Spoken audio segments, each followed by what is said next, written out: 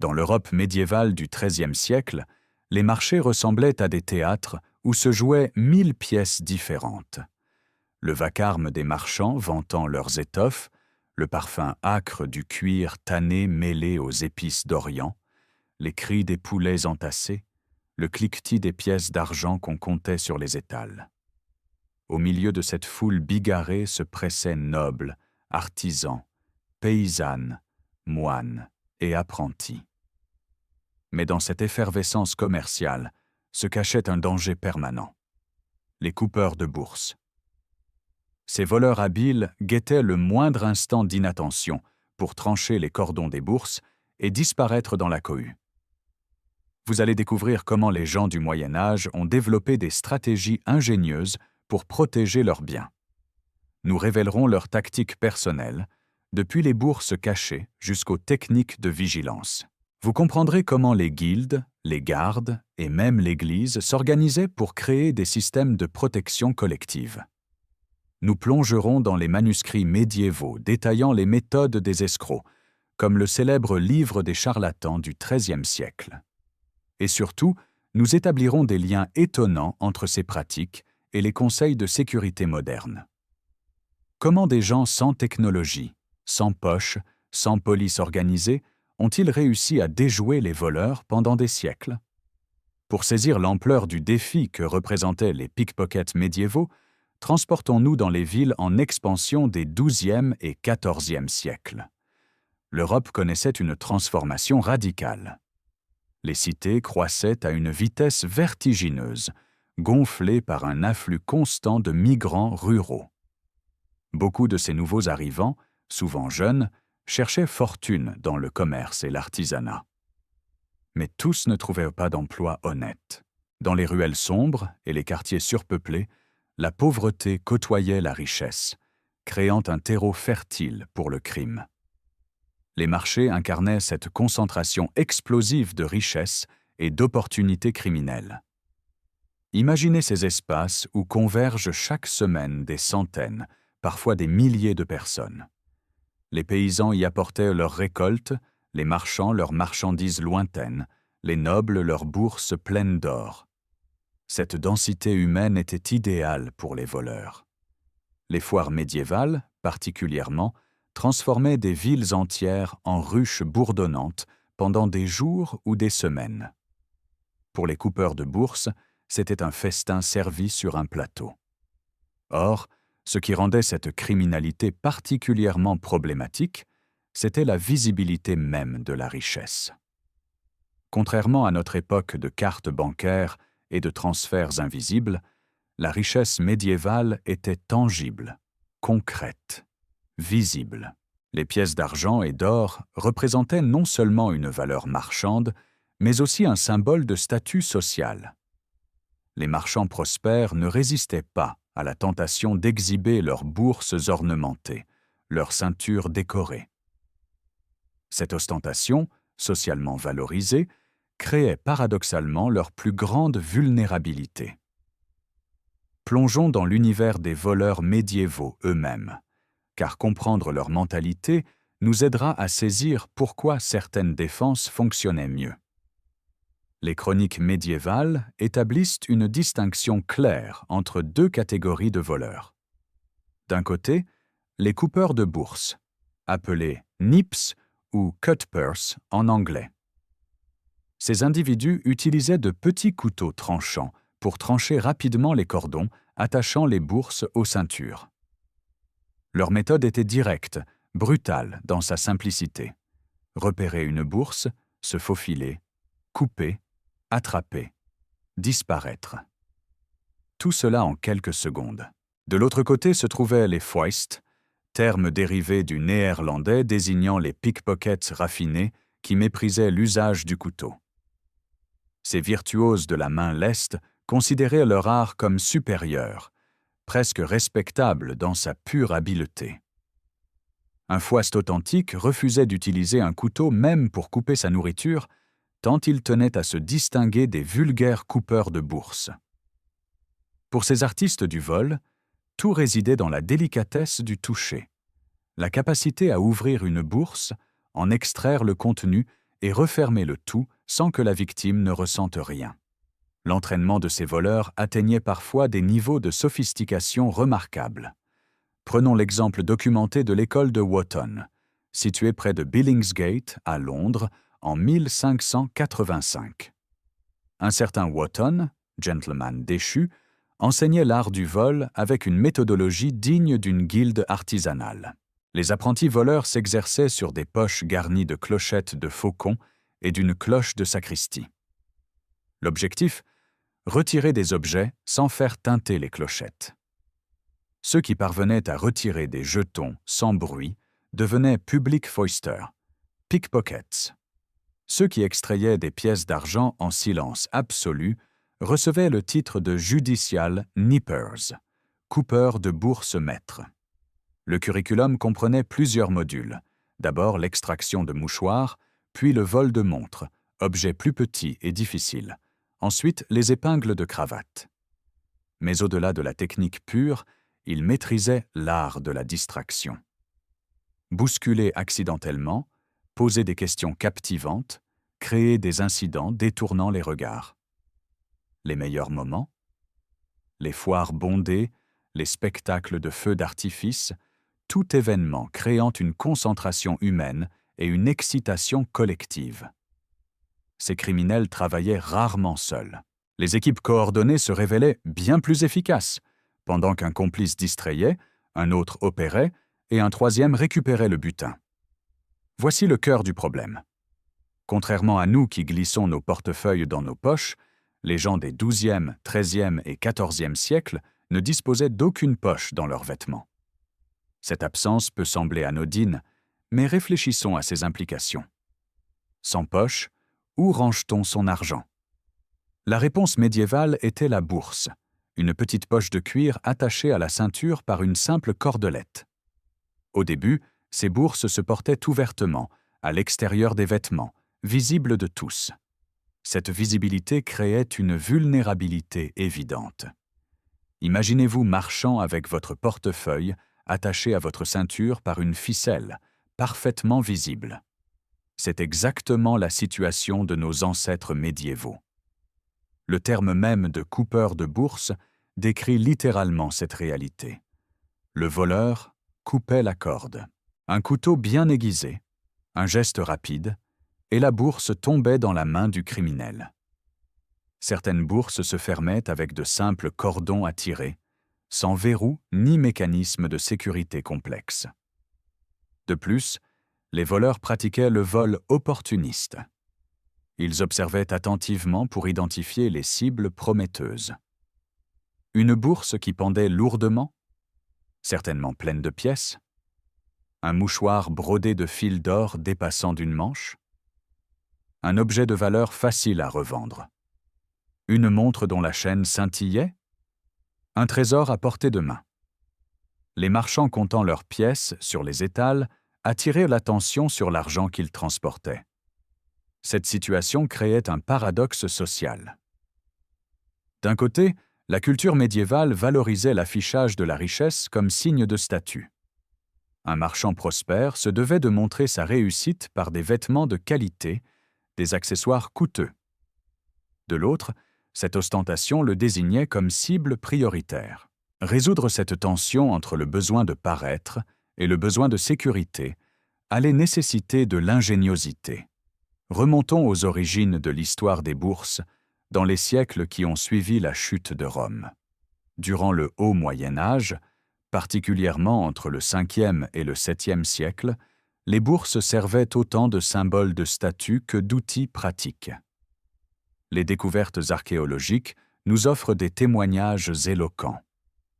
Prenons l'extraordinaire bourse découverte à Sutton Hoo, en Angleterre, datant d'environ 600. Cette bourse, trouvée dans le navire funéraire d'un roi anglo-saxon, comportait des fermoirs métalliques élaborés, ornés de grenats et de verroteries colorées. Ces fermoirs permettaient d'accrocher solidement la bourse à la ceinture.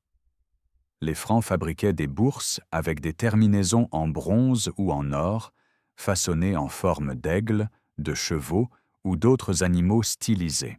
Ces objets magnifiques témoignent du fait que porter une bourse était un geste chargé de signification sociale. Un guerrier ou un noble affichait son rang, sa puissance. Les artisans créant ces bourses étaient des orfèvres hautement qualifiés. Chaque bourse représentait des heures de travail minutieux. Cependant, malgré leur beauté et leur valeur symbolique, ces bourses souffraient d'une faiblesse fondamentale en matière de sécurité. Elles restaient attachées à l'extérieur des vêtements, visibles et accessibles. Les fermoirs métalliques offraient une meilleure résistance que de simples cordons, mais un voleur déterminé pouvait toujours les détacher. La fonction de ces bourses était autant de signaler la richesse que de la protéger. Avançons vers le Moyen Âge central, cette période florissante des XIIe, XIIIe et XIVe siècles qui vit l'épanouissement des villes, des cathédrales, des universités et du commerce. C'est à cette époque que les bourses à cordons en cuir sont devenues omniprésentes. Contrairement aux bourses ornementées réservées à l'élite, ces bourses plus simples étaient accessibles à une large partie de la population. Les artisans du cuir les produisaient en grande quantité. Le mécanisme de fermeture consistait en un simple cordon passant dans des œillets autour de l'ouverture. En tirant sur les deux extrémités, on resserrait l'ouverture. Pour l'ouvrir, il suffisait de relâcher la tension. Ce système, d'une simplicité géniale, était facile à utiliser même avec des mains encombrées ou gantées en hiver. Les bourses s'attachaient à des ceintures décoratives appelées girdles en anglais. Ces ceintures n'étaient pas de simples bandes de cuir. Elles constituaient un élément important de la garde-robe, portée par hommes et femmes, souvent décorées de boucles, de plaques métalliques, d'anneaux et de crochets permettant d'y suspendre divers objets.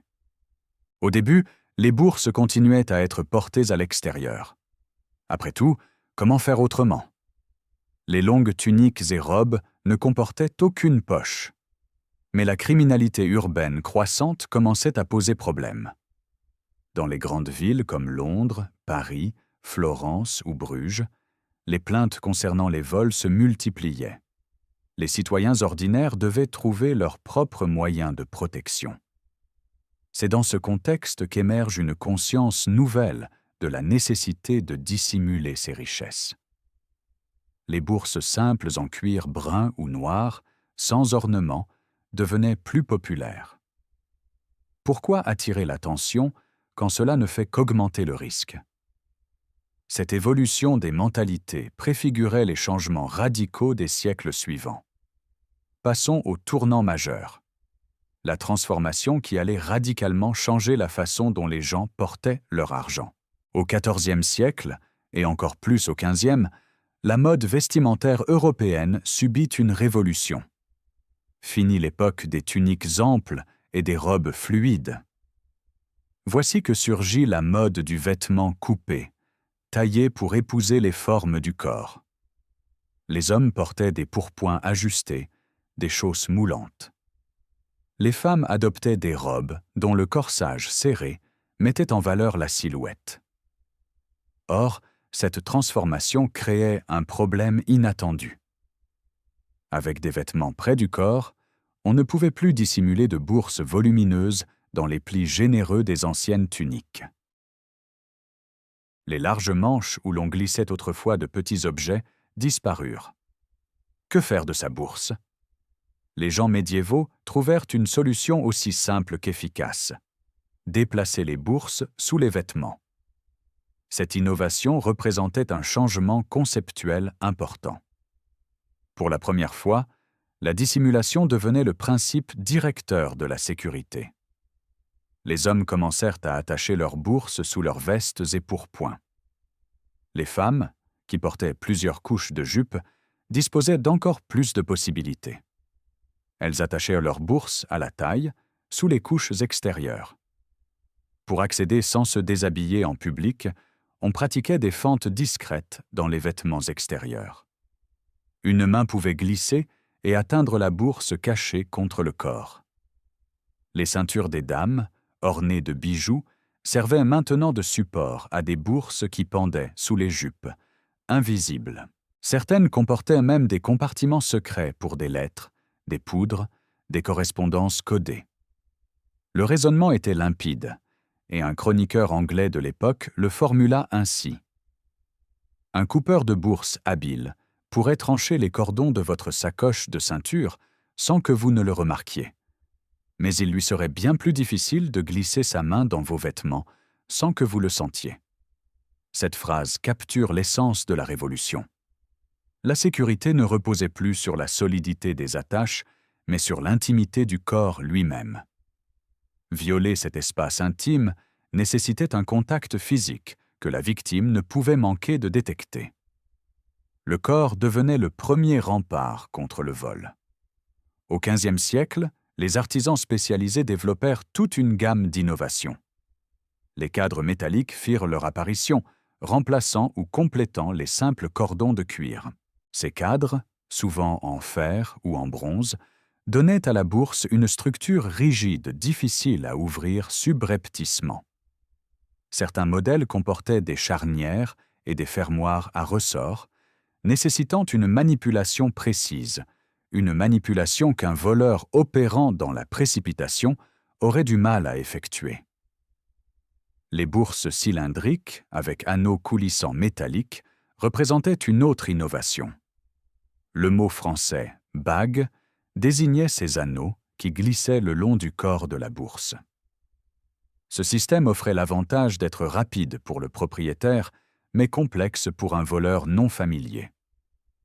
Chaque artisan développait ses propres variantes, créant une diversité qui compliquait la tâche des criminels. Les rabats fixés par des crochets, cordons ou boutons ajoutaient une couche supplémentaire. Imaginez une petite porte couvrant l'ouverture.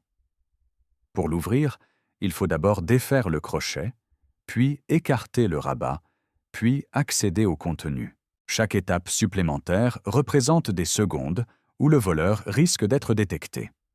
Et ce qui fascinait particulièrement, l'utilisation de chaînes pour attacher les bourses. Au lieu d'une simple corde facile à couper, une chaîne métallique résistait au couteau. Couper une chaîne nécessitait des pinces ou des cisailles, trop encombrantes pour être utilisées discrètement. Cette multiplication des couches reflétait une compréhension intuitive de ce que les experts modernes appellent la défense en profondeur. Plutôt que de miser sur un seul dispositif, on combinait plusieurs obstacles. Si le voleur vainquait le premier niveau, un second l'attendait, puis un troisième. Cette stratégie ne garantissait pas une protection absolue, mais elle élevait considérablement le niveau de difficulté et de risque.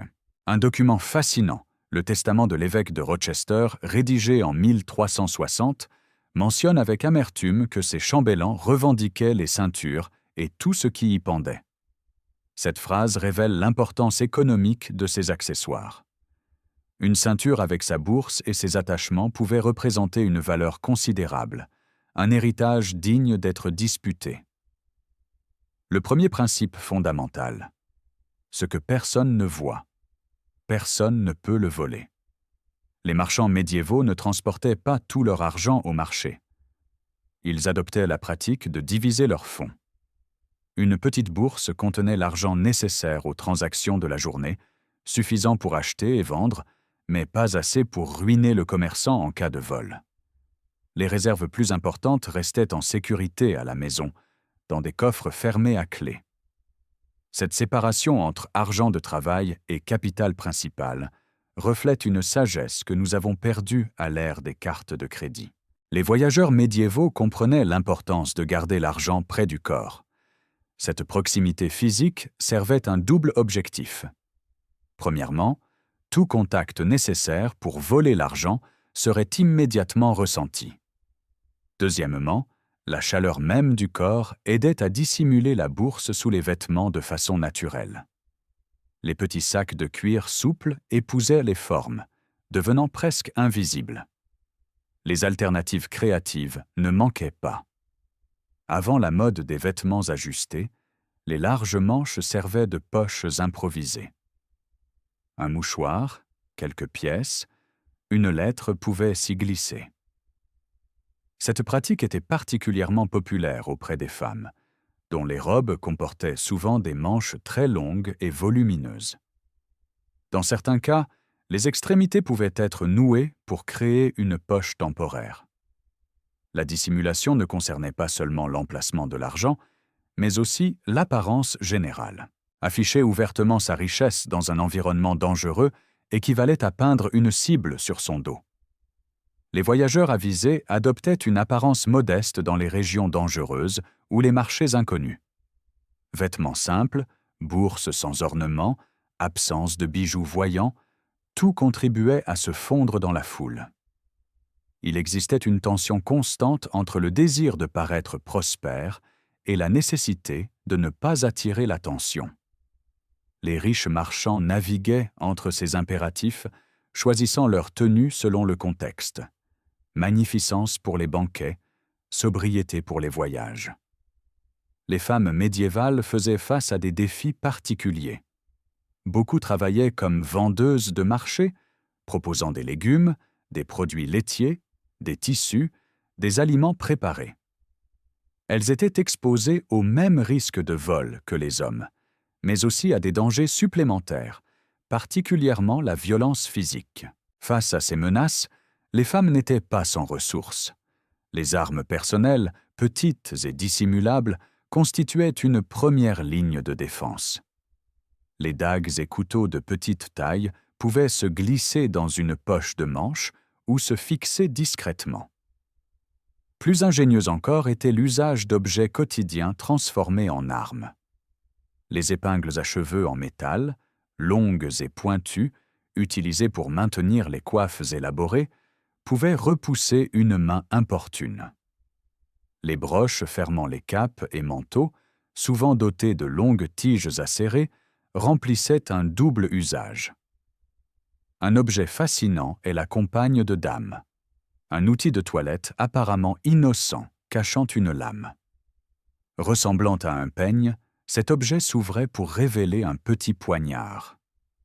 Porté ouvertement comme accessoire de beauté, il permettait aux femmes d'être armées sans violer les conventions sociales qui désapprouvaient l'armement féminin visible. Cette ingéniosité témoigne d'une compréhension claire des contraintes sociales et de la nécessité de les contourner. Plus surprenant encore, la preuve de l'utilisation d'une forme primitive de spray au poivre. Des recettes médiévales décrivent des mélanges à base de piments broyés, d'oignons et de vinaigre, contenus dans de petits flacons. Lancé au visage d'un agresseur, ce liquide causait douleur intense et cécité temporaire, permettant à la victime de s'enfuir. Les femmes aisées disposaient d'une option supplémentaire. Employer des gardes du corps personnels, souvent des parents masculins ou des professionnels engagés. Les dangers de la rue après la tombée de la nuit méritent une attention particulière. Les femmes trouvées seules dans les rues obscures étaient souvent présumées être des prostituées, les exposant à toutes sortes de violences. Des cas judiciaires documentent des situations tragiques où des femmes honnêtes, retardées par leurs obligations, furent attaquées par des hommes qui les prenaient pour des femmes de mauvaise vie. Cette réalité obligeait les femmes à planifier soigneusement leurs déplacements, à éviter de sortir seules après le couvre-feu et à se déplacer en groupe autant que possible. Pénétrons dans un domaine plus subtil de la défense. La vigilance mentale, ce que nous appellerions la conscience situationnelle.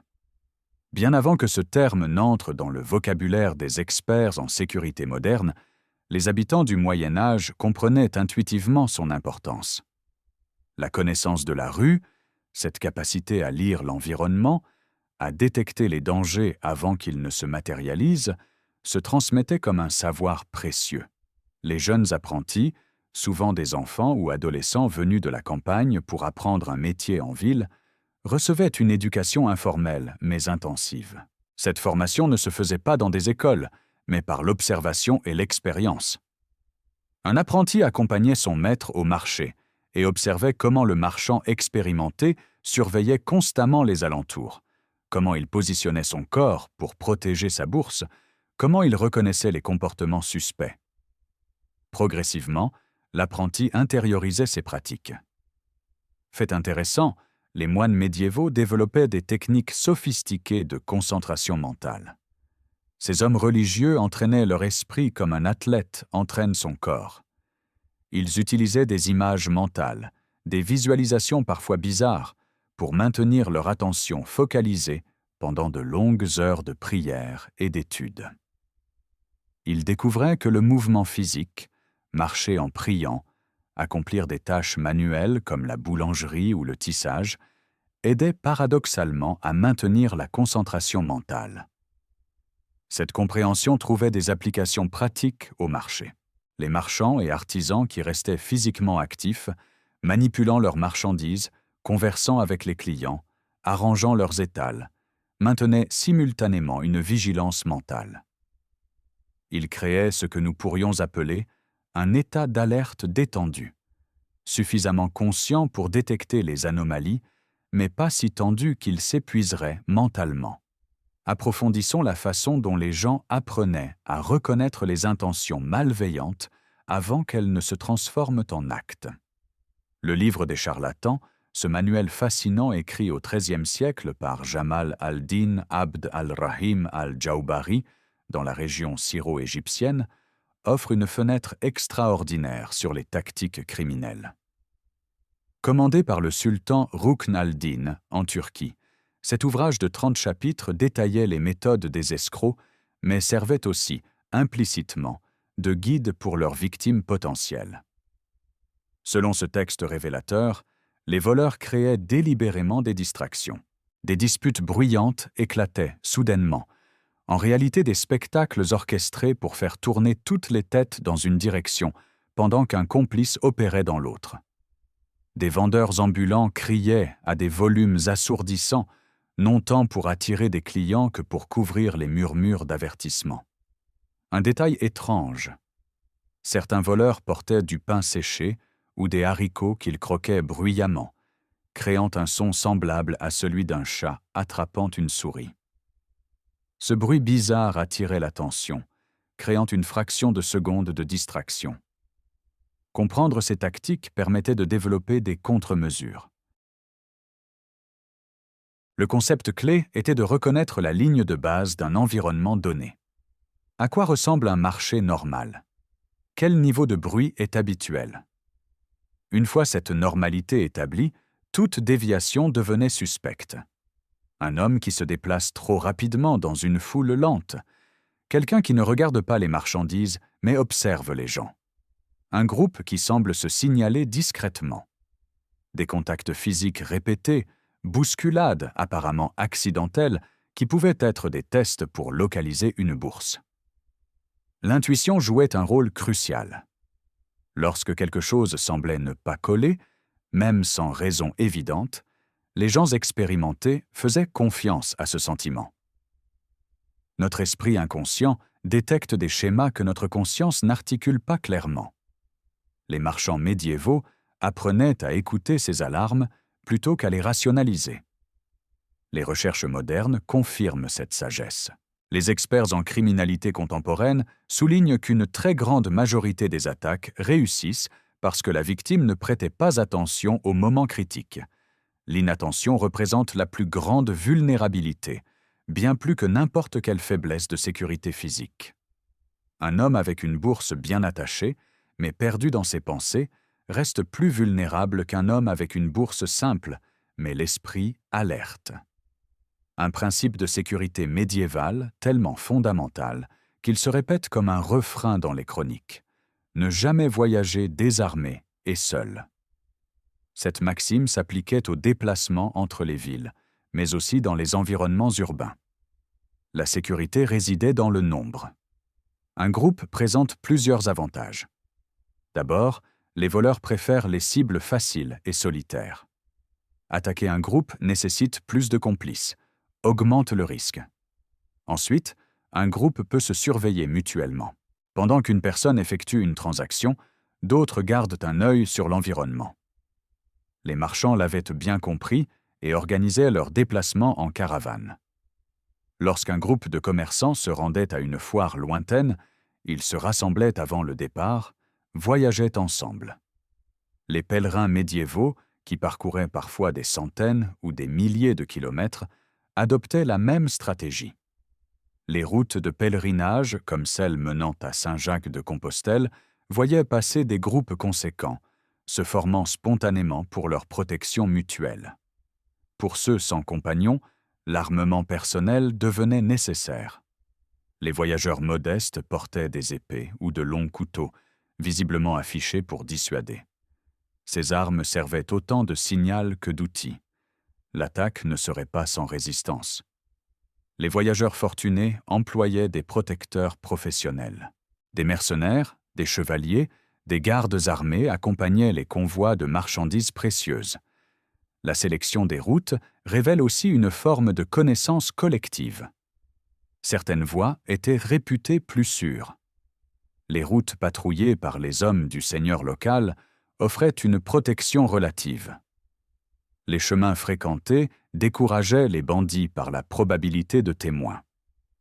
Les aubergistes, les moines, les villageois partageaient ces informations, créant un réseau informel de renseignements. Cette sagesse du voyage en groupe s'appliquait également au marché. Faire ses courses avec des amis, de la famille, des voisins, permettait une surveillance mutuelle.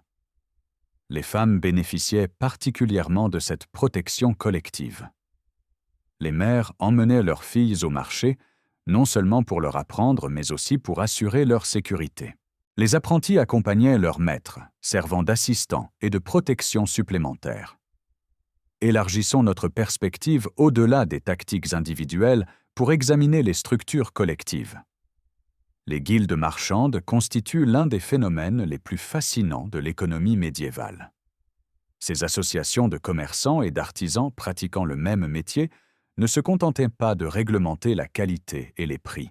Elles créaient un système de sécurité et de soutien mutuel qui bénéficiait à tous. Adhérer à une guilde signifiait entrer dans une confrérie qui vous protégerait contre la fraude, le vol, la concurrence déloyale. Les guildes établissaient et appliquaient des standards stricts. Des inspections régulières vérifiaient que les marchandises respectaient les spécifications de qualité. Les poids et mesures étaient standardisés, empêchant les fraudes qui auraient pu miner la confiance. Des gardiens désignés visitaient les ateliers et boutiques pour s'assurer du respect des règles. Les produits non conformes étaient saisis et détruits, et le marchand fautif encourait des amendes ou l'expulsion.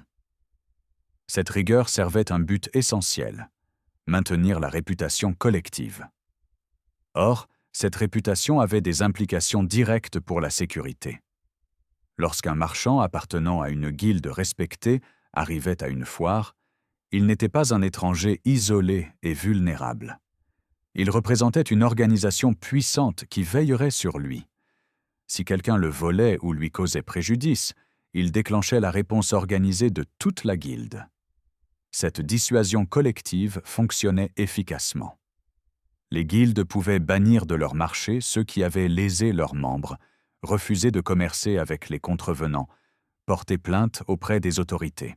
Dans un monde où les relations commerciales durables constituaient la base de la prospérité, être mis au ban par une guilde pouvait ruiner une carrière.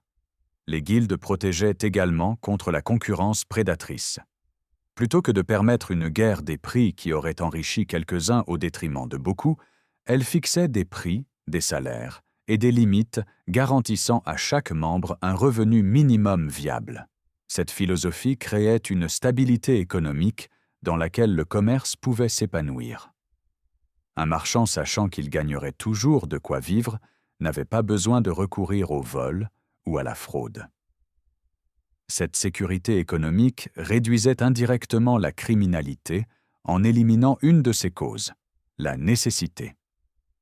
Tournons notre attention vers les mesures de sécurité plus directement coercitives, les forces armées qui surveillaient les marchés et foires. L'exemple des célèbres foires de Champagne, qui dominèrent le commerce européen au XIIe et XIIIe siècle, illustre parfaitement cette dimension. Les comtes de Champagne comprenaient, que la sécurité était essentielle pour attirer les marchands internationaux. Ils investirent donc dans des gardes de la foire, une force de police spécialement dédiée. Ces gardes n'étaient pas de simples soldats postés pour l'intimidation. Ils avaient des fonctions judiciaires et administratives précises. Ils entendaient les plaintes des marchands, qu'il s'agisse de vol, de fraude ou de violation de contrat. Ils enquêtaient, identifiaient les coupables, rendaient des jugements. Leur pouvoir incluait la capacité d'exclure des individus des foires futures, une sanction redoutable pour ceux dont la subsistance dépendait du commerce. Ce système représentait une forme primitive, mais efficace, de police professionnelle. Au-delà des foires, les villes médiévales développaient leur propre système. Les milices locales, composées de citoyens armés, patrouillaient les rues et se tenaient prêtes à intervenir. Dans beaucoup de cités, le service dans ces milices constituait une obligation civique pour tous les hommes adultes en bonne santé. Cette participation universelle créait une culture de responsabilité collective. Chacun était à la fois protecteur et protégé. Les gardes de ville, appelés veilleurs, circulaient particulièrement la nuit, surveillant les incendies mais aussi les activités criminelles. Les responsabilités s'étendaient bien au-delà de la lutte contre le vol. Elles maintenaient l'ordre général, patrouillaient les murailles et portes, répondaient aux alarmes. Cette polyvalence reflétait la réalité. Les menaces venaient de l'intérieur, sous forme de criminels locaux, mais aussi de l'extérieur, sous forme d'armées ennemies ou de bandes de mercenaires. La défense civile et la sécurité quotidienne se confondaient dans une approche holistique de la protection communautaire. Explorons une dimension moins évidente mais significative: le rôle de l'Église et du cadre juridique dans la protection des marchés. Les foires médiévales entretenaient souvent des liens étroits avec des fêtes religieuses et des institutions ecclésiastiques. Cette connexion n'était pas accidentelle. Les jours de fête attiraient naturellement de grandes foules qui venaient célébrer, prier et, tant qu'à faire, commercer. Mais au-delà, l'association avec l'Église conférait aux foires une protection spirituelle et légale particulière. Le concept d'immunité contre la violence accordée aux rassemblements religieux s'étendait aux marchés qui se tenaient à ces occasions. En théorie, commettre un crime pendant une foire liée à une célébration religieuse équivalait à profaner un espace sacré, ajoutant le péché spirituel à la transgression légale. Cette dimension sacrée ne décourageait certainement pas tous les criminels, mais elle ajoutait une couche supplémentaire de légitimité aux poursuites et punitions. Les voleurs pris pendant ces événements pouvaient s'attendre à une sévérité accrue, justifiée par la double nature de leur offense. Les cadres juridiques soutenant le commerce évoluaient rapidement durant le Moyen Âge central. Les chartes de marché, accordées par les rois, les nobles ou les conseils municipaux, établissaient les règles régissant les transactions, les droits des marchands, les procédures en cas de litige. Ces documents créaient une prévisibilité juridique qui rassurait les commerçants. Ils savaient quels droits ils possédaient, quelles obligations ils devaient remplir, quels recours existaient si quelqu'un les trompait ou les volait. Les cours temporaires installés sur les sites de certaines grandes foires permettaient de résoudre les litiges immédiatement, sans attendre des semaines ou des mois. Cette justice rapide servait plusieurs objectifs. Elle résolvait les conflits avant que les parties ne quittent les lieux. Elle démontrait publiquement que la justice fonctionnait, renforçant la confiance. Et elle dissuadait les comportements criminels en rendant les conséquences rapides et visibles. Un voleur attrapé le matin pouvait se retrouver jugé et puni l'après-midi même, devant les yeux de tous. Concluons notre examen de la protection collective en considérant les aspects physiques de la sécurité urbaine médiévale. Les villes médiévales se distinguaient par leurs murailles massives, leurs portes fortifiées, leurs tours de guet. Ces structures servaient principalement à la défense contre les armées ennemies, mais elles remplissaient aussi des fonctions de sécurité quotidienne cruciales. Les portes se fermaient à la tombée de la nuit, empêchant les entrées et sorties non autorisées. Ce couvre-feu créait un environnement contrôlé où les mouvements nocturnes devenaient immédiatement suspects. L'exigence de porter des lumières après le coucher du soleil s'est développée dans de nombreuses cités européennes, particulièrement à partir du XVe siècle. Quiconque se déplaçait dans les rues après la fermeture des portes devait avoir une raison légitime et, dans beaucoup de villes, porter une lanterne pour être visible. Cette exigence servait à la fois la sécurité incendie et la sécurité publique. Un criminel opérant dans l'obscurité bénéficiait de l'anonymat. Obligé de porter une lumière, il devenait identifiable. Les autorités contrôlaient l'accès aux villes à travers les portes, où des gardes collectaient des taxes, mais surveillaient aussi les individus suspects. Pour les marchands participant aux foires, la location d'espaces intérieurs sécurisés constituait une option importante. Plutôt que d'installer un étal en plein air où leurs marchandises resteraient vulnérables la nuit, ils pouvaient louer des pièces dans des maisons ou des entrepôts. Les produits de grande valeur, tissus précieux, épices exotiques, objets en métal précieux, étaient ainsi rangés sous clé après les heures de commerce. L'organisation même de l'espace urbain contribuait à la sécurité. Les places de marché étaient généralement situées dans des zones centrales, bien éclairées et ouvertes, plutôt que dans des ruelles sombres. Cette conception permettait une surveillance naturelle. De nombreux yeux pouvaient observer ce qui se passait, réduisant les opportunités pour les crimes discrets. Les réglementations municipales couvraient une gamme étendue.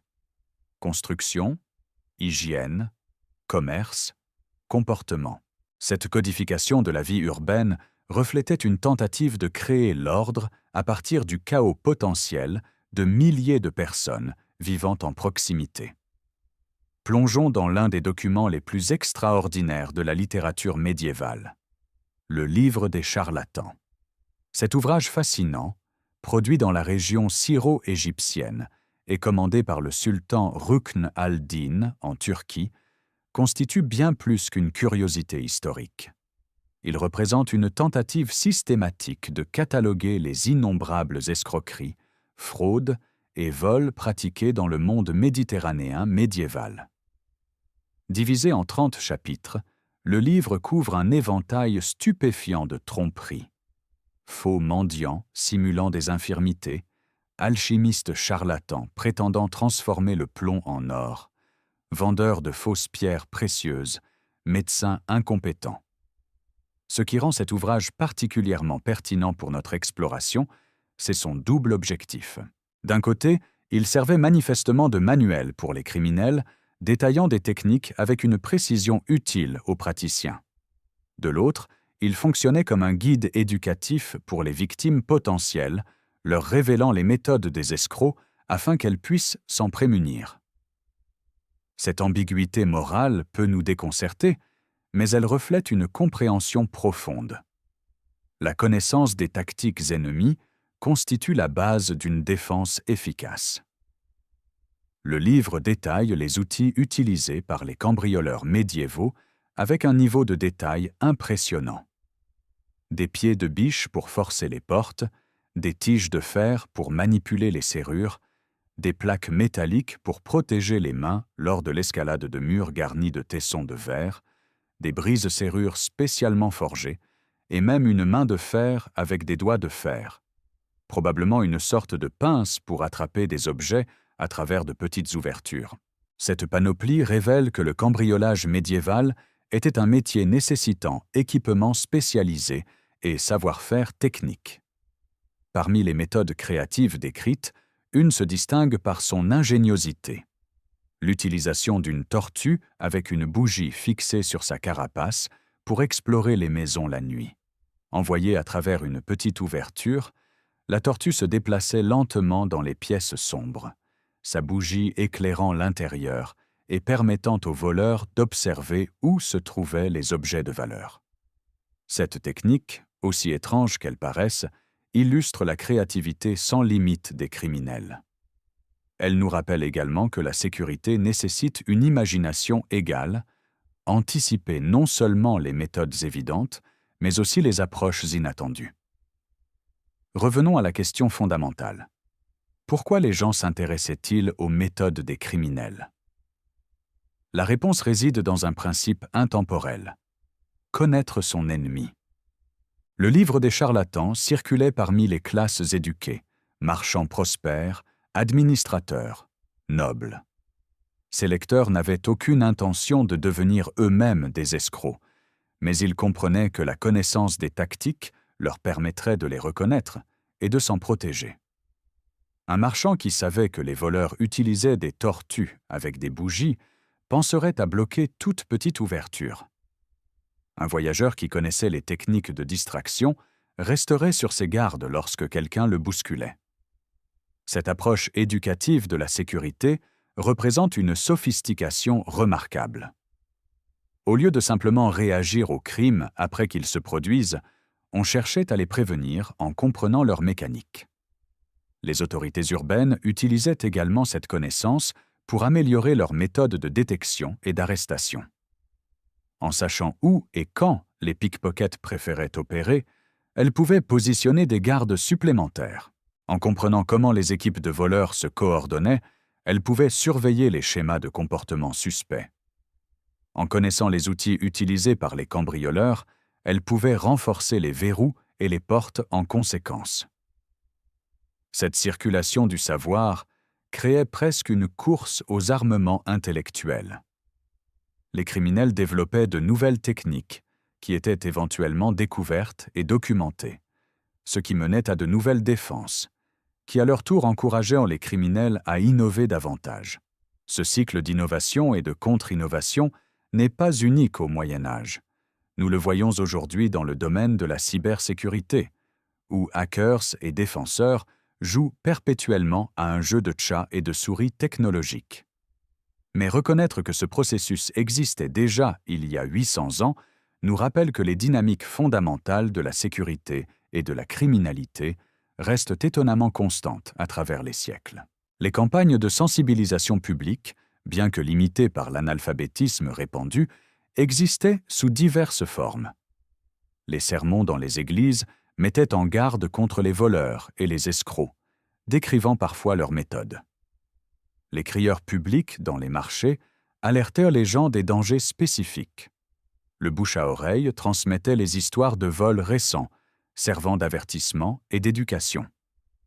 Cette dimension collective de la transmission de l'information de sécurité renforçait la résilience communautaire face à la criminalité.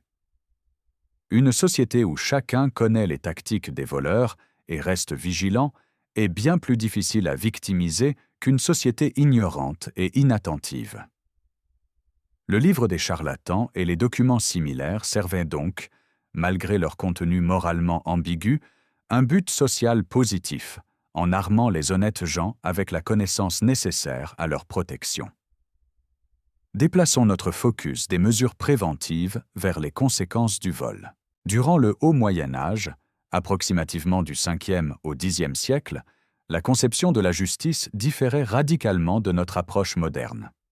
Le vol était considéré principalement comme une offense personnelle contre la victime, plutôt qu'un crime contre l'État. Cette distinction avait des implications profondes. Lorsqu'une personne était volée, c'était à elle ou à sa famille de chercher réparation. Le rôle des autorités se limitait généralement à faciliter ce processus. Les lois établissaient des échelles de compensation. Tel type de vol méritait telle amende, proportionnelle à la valeur de l'objet volé et parfois au statut social.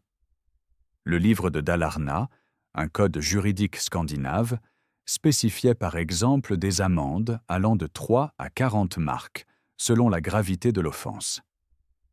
Ces paiements compensatoires dédommageaient la victime pour sa perte, punissaient le voleur en le forçant à rendre plus qu'il n'avait pris et restauraient l'équilibre social perturbé. Fait important, payer une amende pour vol n'était généralement pas considéré comme déshonorant dans la même mesure que les punitions physiques le deviendraient plus tard. C'était une transaction financière désagréable, certes, mais elle permettait aux contrevenants de réintégrer la société une fois le paiement effectué. Cette approche reflétait des communautés relativement petites, où maintenir la cohésion sociale était crucial. Expulser ou mutiler un membre représentait une perte pour tous. Mieux valait donc réconcilier les parties et permettre aux voleurs de continuer à participer, quoique appauvris et diminués en réputation. Les méthodes de détermination de la culpabilité incluaient, jusqu'en 1215, l'ordalie, ces épreuves physiques comme porter du fer chauffé au rouge ou plonger la main dans l'eau bouillante, dont l'issue était censée révéler le jugement divin. Le 4e concile de Latran, cette année-là, interdit aux prêtres de participer à ces ordalies, ce qui les rendit impraticables puisque leur légitimité reposait sur la sanction religieuse. Cette décision força une transition vers des systèmes de jurés, généralement composés de 12 hommes de la communauté qui écoutaient les preuves et rendaient un verdict. Cette évolution marquait un glissement graduel d'une justice fondée sur la révélation divine vers une justice fondée sur l'évaluation humaine des faits. Avançons pour constater une transformation radicale dans l'attitude envers le vol. À la fin du Moyen Âge, particulièrement au XIVe et XVe siècle, le vol commençait à être conceptualisé non plus comme une simple offense personnelle, mais comme un crime contre l'État lui-même et contre l'ordre public. Cette reconceptualisation accompagnait la centralisation croissante du pouvoir politique et l'émergence d'États plus bureaucratiques. Les rois et les autorités urbaines revendiquaient le monopole de la violence légitime et de l'administration de la justice. Dans ce nouveau paradigme, voler ne lésait pas seulement la victime individuelle, mais défiait l'autorité du souverain et menaçait la paix du royaume. Les punitions devenaient en conséquence beaucoup plus sévères et spectaculaires. Pour les vols mineurs, on imposait encore des amendes ou des travaux supplémentaires. Mais les récidivistes et les coupables de vols plus importants faisaient face à des châtiments corporels brutaux. Le fouet public était courant, infligeant douleur et humiliation. Le marquage au fer rouge sur les mains ou le visage identifiait de façon permanente le criminel, créant un casier judiciaire indélébile, visible par tous. Pour les vols de récolte, considérés particulièrement graves car ils menaçaient la subsistance des familles agricoles, la punition pouvait être l'amputation de la main. Cette mutilation avait une logique cruelle. Une personne sans main ne pouvait plus voler aussi facilement. Pour ce qu'on appelait le vol complet ou le banditisme organisé, la peine capitale par pendaison, ou même le démembrement, attendait les condamnés. Ces exécutions se déroulaient publiquement, transformant la mort du criminel en spectacle pédagogique destiné à terroriser les spectateurs et à les dissuader de suivre le même chemin. Contrairement à l'emprisonnement moderne, qui sépare le criminel de la société pendant une durée déterminée, ces punitions médiévales étaient immédiates et physiques. Le jour même ou quelques jours après la condamnation, le châtiment était appliqué, souvent sur la place du marché où l'offense avait eu lieu. Cette rapidité et cette publicité maximisaient l'effet dissuasif. Les archives judiciaires anglaises, classées sous la référence JUST 1 et couvrant la période 1201 à 1482, documentent des milliers de cas de vol. Ces documents révèlent un fait intéressant. La plupart des accusés étaient en réalité acquittés lors des procès. Parmi ceux qui étaient condamnés, beaucoup recevaient des pardons royaux, particulièrement s'ils acceptaient de servir dans l'armée du roi. Les taux de conviction et d'exécution effectifs étaient donc relativement bas. Mais ceux qui étaient exécutés servaient d'exemples terrifiants, leur sort étant raconté et re-raconté pour renforcer le message. Le vol mène à la mort. Explorons la logique sous-jacente à cette sévérité croissante. Les autorités médiévales croyaient fermement qu'une punition sévère décourageait le crime. Cette théorie de la dissuasion repose sur l'hypothèse que les criminels potentiels calculent rationnellement les risques et les bénéfices avant d'agir. Si les conséquences d'être attrapé sont suffisamment terribles, le raisonnement va, même un voleur désespéré hésitera. Les exécutions publiques et les mutilations servaient donc de démonstration vivante de ce qui attendait ceux qui enfreignaient la loi. La visibilité était cruciale. Une pendaison cachée dans une cellule n'aurait eu aucun impact dissuasif. Mais une pendaison sur la place du marché, avec des centaines de spectateurs, créait un souvenir collectif puissant. Ces spectacles remplissaient également une fonction de renforcement de l'ordre social. Ils démontrèrent le pouvoir de l'autorité, sa capacité à identifier, juger et châtier les transgresseurs. Dans des sociétés où le pouvoir de l'État était souvent contesté et fragile, ces démonstrations de force légale affirmaient la légitimité du système politique. Elles envoyaient aussi un message sur les hiérarchies sociales. Certaines vies comptaient plus que d'autres. Voler un noble ou un riche marchand était puni plus sévèrement que voler un paysan. La protection du commerce et de la propriété devenait une priorité politique majeure dans les villes médiévales en croissance. Les marchands prospères, qui payaient des taxes substantielles et finançaient souvent les projets municipaux, exerçaient une influence politique considérable. Ils demandaient et obtenaient des mesures sévères contre le vol, car leur prospérité dépendait de la sécurité des transactions. Une ville réputée dangereuse verrait les marchands étrangers éviter ses foires, entraînant un déclin économique. Par conséquent, les autorités urbaines avaient une incitation forte à démontrer qu'elles prenaient la sécurité au sérieux. Il existait toutefois une tension entre la sévérité des peines prescrites et l'application réelle. Beaucoup de voleurs échappaient à la justice, profitant de l'anonymat des foules urbaines, de l'inefficacité des forces de police limitées, de la corruption des officiels. Les témoins hésitaient parfois à dénoncer, par peur de représailles ou par sympathie pour des voleurs poussés au crime par la faim. Les jurés locaux, composés de voisins du criminel, répugnaient à condamner quelqu'un à mort pour un vol mineur. Cette résistance explique pourquoi les biens volés étaient souvent sous-évalués à moins de 12 pence dans les rapports officiels, le seuil au-dessous duquel la peine capitale ne s'appliquait pas. Les gens ordinaires trouvaient ainsi des moyens de mitiger la cruauté du système tout en maintenant sa fonction dissuasive théorique. La question de savoir si ces punitions sévères réduisaient effectivement le vol reste débattue parmi les historiens.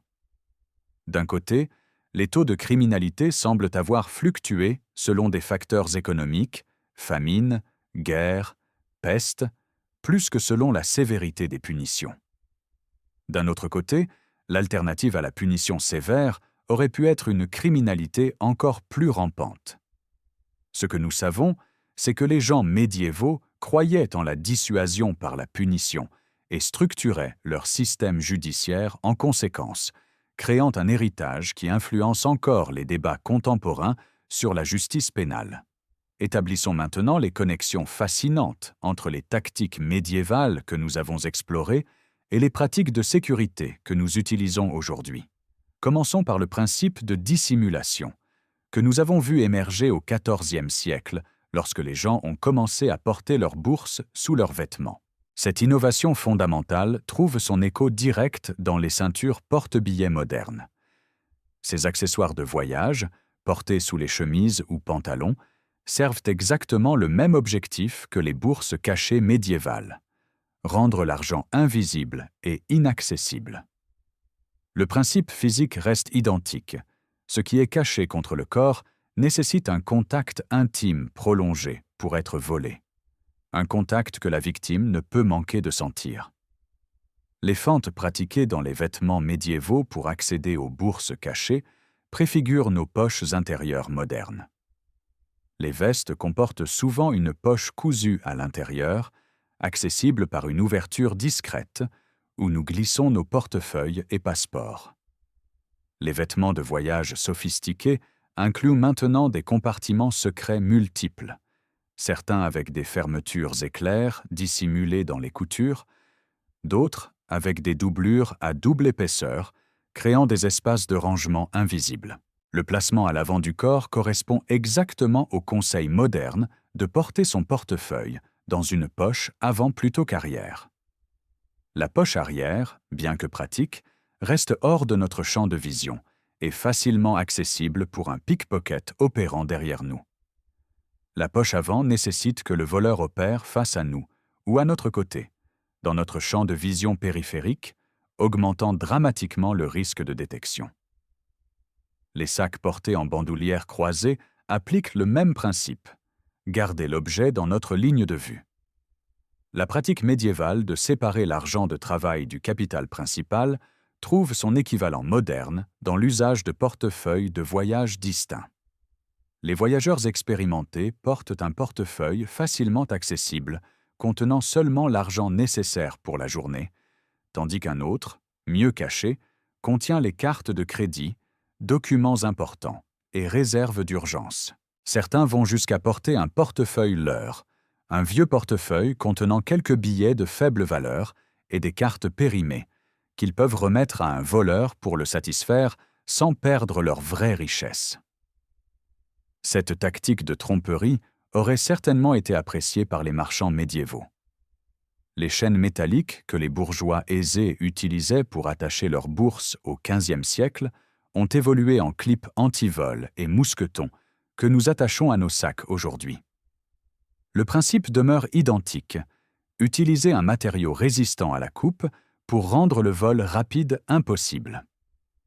Les voleurs modernes, comme leurs prédécesseurs médiévaux, cherchent les cibles faciles. Un sac attaché à une chaise par un câble d'acier nécessiterait des coupes-boulons, des outils trop visibles et encombrants pour être utilisés discrètement.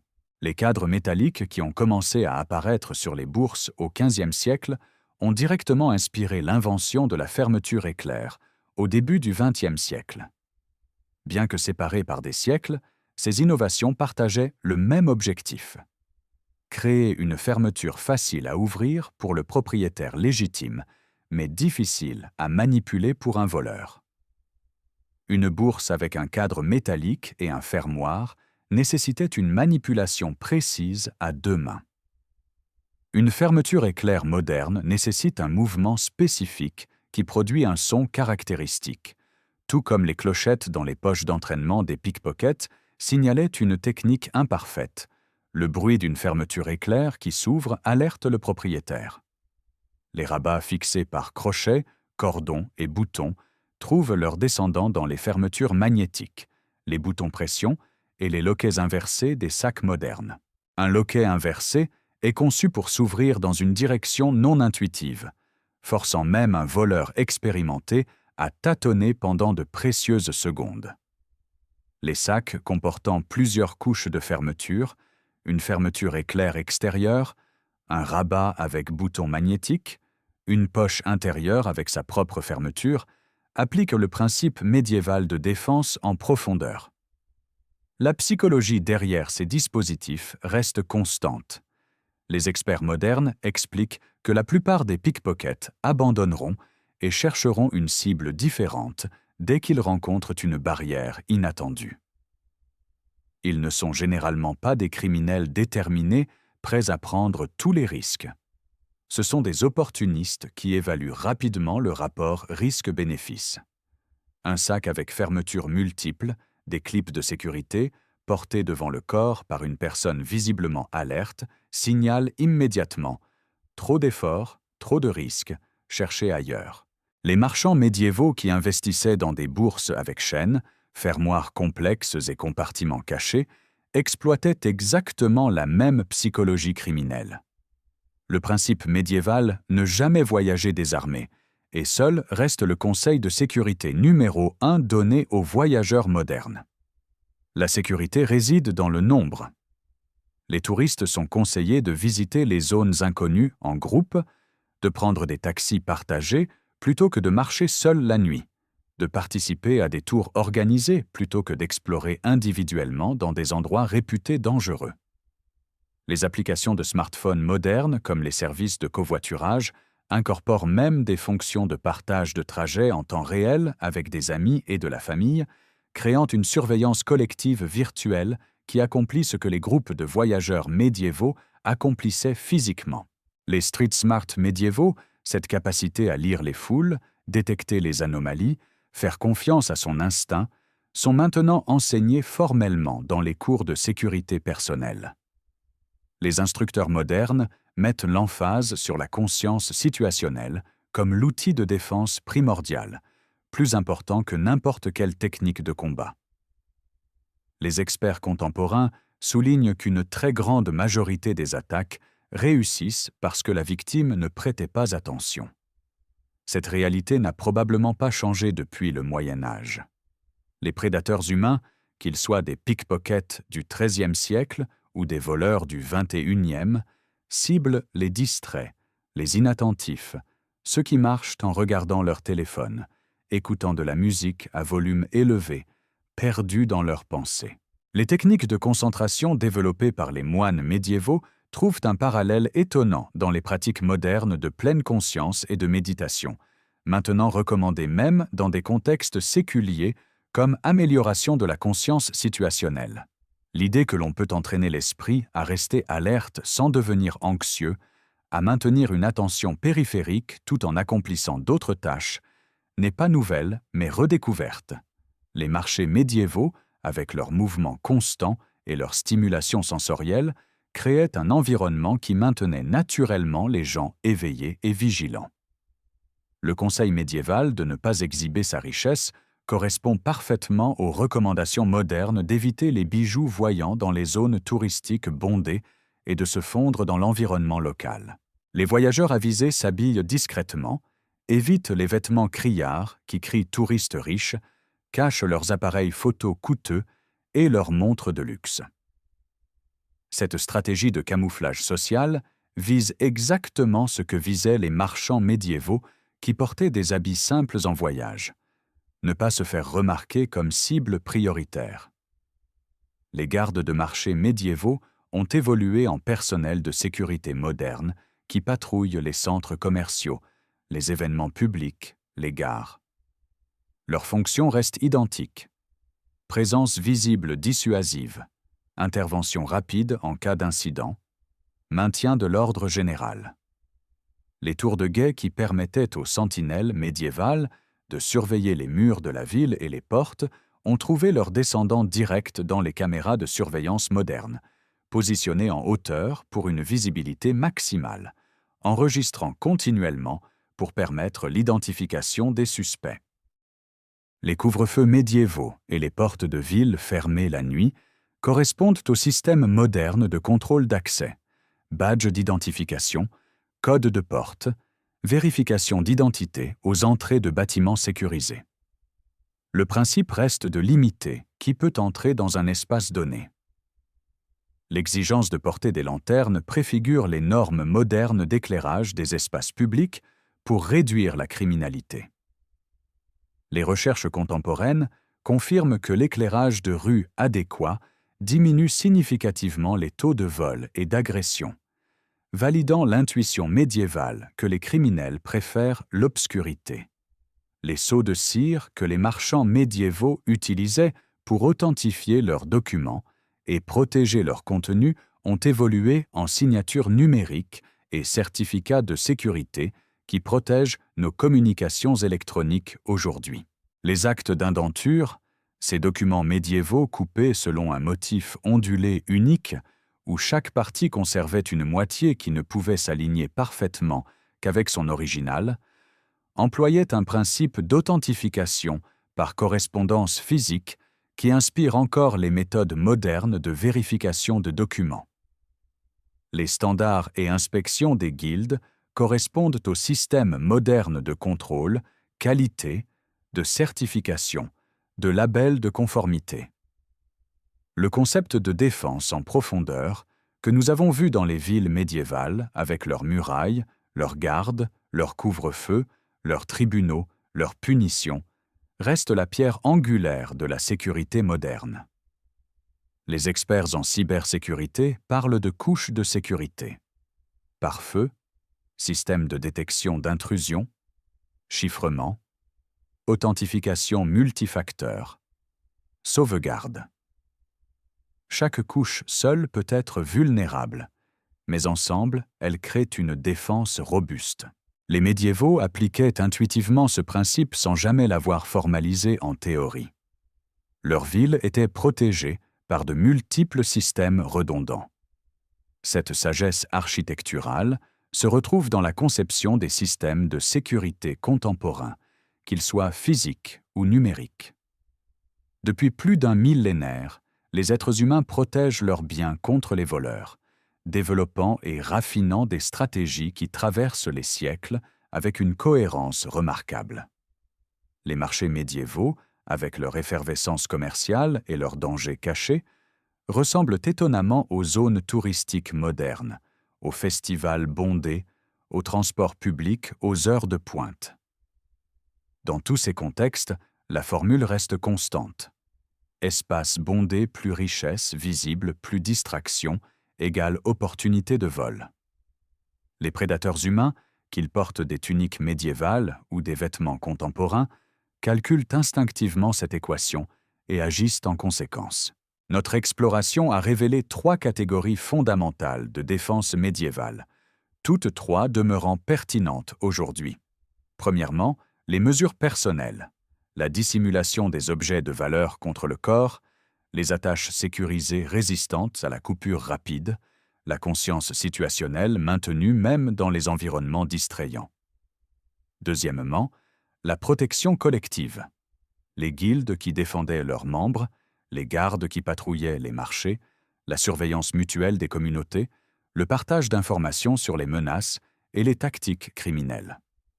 Troisièmement, les systèmes institutionnels, les punitions dissuasives, les cadres juridiques régissant le commerce, les infrastructures physiques contrôlant l'accès et la visibilité.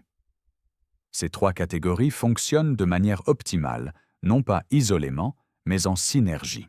Un marchand médiéval protégeait sa richesse par une bourse cachée et enchaînée, personnelle, opérait sous la surveillance des gardes de sa guilde, collectif, et bénéficiait de la menace de punitions sévères pour les voleurs, institutionnels. De même, notre sécurité moderne repose sur la combinaison de précautions individuelles, de systèmes communautaires et de cadres légaux. Négliger une de ces dimensions affaiblit l'ensemble. La technologie peut changer, nous remplaçons les chaînes métalliques par des câbles d'acier tressés, les gardes humains par des caméras électroniques, les punitions corporelles par l'incarcération, mais les principes stratégiques fondamentaux demeurent inchangés. Cette continuité nous enseigne quelque chose de profond sur la nature humaine elle-même. Les criminels et leurs victimes potentielles jouent à un jeu dont les règles sont gravées dans notre biologie et notre psychologie. Les voleurs cherchent toujours les cibles faciles, distraites, vulnérables. Les victimes cherchent toujours à protéger ce qui leur est précieux par la dissimulation, la difficulté d'accès, la vigilance. Aucune innovation technologique ne change ces impératifs sous-jacents. Les gens médiévaux, malgré leur manque de nos outils modernes, comprenaient ces dynamiques aussi bien que nous et développèrent des solutions d'une sophistication étonnante. Leur héritage intellectuel, ces stratégies durement acquises par l'expérience et transmises à travers les générations, nous bénéficient encore aujourd'hui. Les concepts de sécurité qui émergent des bourses médiévales se retrouvent aujourd'hui dans des domaines aussi variés que la cybersécurité, la protection des données, la sécurité des transports, la défense en profondeur, l'authentification, le cryptage, la surveillance, le contrôle d'accès. Tous ces principes existaient sous forme analogique au Moyen Âge avant d'être numérisés à notre époque. Un sceau de cire authentifiait un document en créant une marque unique difficile à reproduire, tout comme une signature numérique authentifie un email aujourd'hui. Les murailles et portes de villes contrôlaient qui entrait et sortait, tout comme les pare-feux et systèmes de contrôle d'accès le font pour nos réseaux informatiques.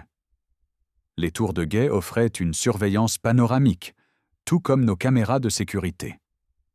L'histoire de la sécurité n'est pas une succession de révolutions, mais une évolution progressive où chaque génération adapte les principes fondamentaux aux technologies disponibles. En regardant en arrière depuis notre point de vue contemporain, nous ne pouvons qu'être impressionnés par l'ingéniosité médiévale. Ces gens résolvèrent des problèmes complexes avec des outils que nous considérerions simples ou primitifs, mais leurs solutions étaient tout sauf simples dans leur conception. Les bourses à chaînes représentaient une réponse élégante au problème de la coupe. Si les cordons peuvent être tranchés, utilisons du métal incoupable. Les poches cachées offraient une solution élégante à la visibilité. Si on peut voir la bourse, on peut la cibler. Donc, rendons-la invisible. Les forces de garde créaient une approche systématique de la sécurité publique. Au lieu de laisser chaque individu se débrouiller seul, mutualisons les ressources pour une protection collective. Le livre des charlatans incarnait une philosophie éducative de sécurité. En révélant les méthodes des criminels, nous armons les citoyens honnêtes avec la connaissance nécessaire à leur défense. Chacune de ces innovations témoigne d'une compréhension profonde non seulement de la technologie disponible, mais aussi de la psychologie humaine. Les médiévaux saisissaient que la sécurité n'est pas une question de murs impénétrables ou de serrures incassables, de tels absolus n'existent pas, mais de créer des obstacles suffisamment nombreux et difficiles pour décourager les criminels et les orienter vers des cibles plus faciles. Ils comprenaient le rôle de la dissuasion, tant par les dispositifs physiques que par la menace de punition. Ils reconnaissaient la valeur de la redondance. Plusieurs systèmes de sécurité se renforçant mutuellement plutôt qu'un seul point de défaillance. Les experts modernes en sécurité nomment cette approche défense en profondeur et la présentent comme une sagesse contemporaine. Pourtant, les villes médiévales l'appliquaient déjà il y a des siècles. Leur système comportait de multiples couches, les murailles extérieures, les gardes aux portes, les patrouilles dans les rues, les couvre-feux nocturnes, les tribunaux pour juger les contrevenants, les punitions pour les condamnés. Si un criminel franchissait une couche, d'autres l'attendaient. Cette redondance créait une résilience systémique qui permettait au commerce de prospérer malgré les menaces persistantes. L'héritage médiéval se manifeste dans des pratiques quotidiennes dont nous ne reconnaissons même plus l'origine historique. Chaque fois que nous vérifions que notre porte est bien fermée, nous perpétuons une vigilance que nos ancêtres pratiquaient en barrant leurs portes avec de lourdes poutres. Chaque fois que nous glissons notre portefeuille dans une poche avant, nous appliquons le principe de dissimulation que les marchands médiévaux ont découvert. Chaque fois que nous restons alertes dans une foule, nous utilisons la conscience situationnelle que les voyageurs médiévaux développaient pour survivre. Ces gestes, devenus presque automatiques, connectent directement notre expérience à celle de gens vivant il y a 800 ans. Nous sommes leurs héritiers en matière de sécurité, bénéficiant de leur sagesse durement acquise. La prochaine fois que vous vous promenez dans un marché bondé, un festival animé, une attraction touristique populaire, pensez en médiéval. Posez-vous la question. Que ferait un marchand du XIIIe siècle? La réponse émerge clairement de notre exploration. Il dissimulerait ses objets de valeur, les attacherait solidement, resterait alerte, voyagerait en compagnie, ferait confiance à son intuition face aux comportements suspects. Ces tactiques simples ont empêché d'innombrables vols pendant des siècles. Elles fonctionnent encore précisément parce que les voleurs restent fondamentalement humains, avec les mêmes limites psychologiques que leurs prédécesseurs médiévaux. En comprenant l'expérience médiévale en profondeur, nous gagnons plus qu'une simple liste de conseils de sécurité. Nous développons une conscience plus riche de pourquoi ces conseils fonctionnent. Nous ne suivons pas aveuglément des règles imposées par des experts, mais nous comprenons la logique sous-jacente qui rend ces pratiques efficaces. Nous ne portons pas une ceinture porte-billets simplement parce qu'un guide de voyage le recommande, mais parce que nous saisissons le principe de dissimulation et sa validité à travers les siècles.